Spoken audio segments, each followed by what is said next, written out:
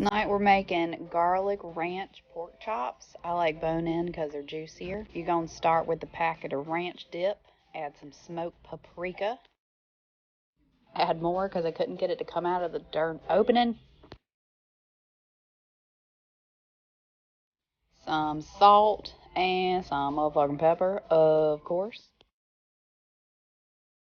You want to coat the front and back of the pork chops and then put it in a pan with some olive oil so they don't stick.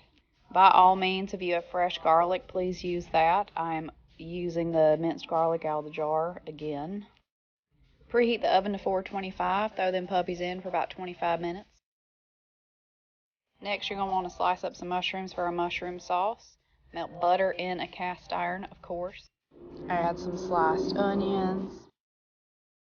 And then you're going to want to add some sliced mushrooms. Once your onions are translucent, push them bitches around, get them nice and sexy until you can smell the nutty flavor. Add some garlic, mix that in. Then you're going to want to add some red wine to deglaze the pan. I had a little bit much, so don't do that. And then I added beef stock. You can add chicken stock, veggie stock. And then I added milk because that's what I had, but you can add heavy cream. It's probably yummier. Then Dijon mustard or truffle mustard is what I had on hand. It's yummy. Thyme leaves. Salt and motherfucking pepper. And this is what they look like coming out of the oven. Super juicy. My sauce is a little gray because of all the wine. Oops.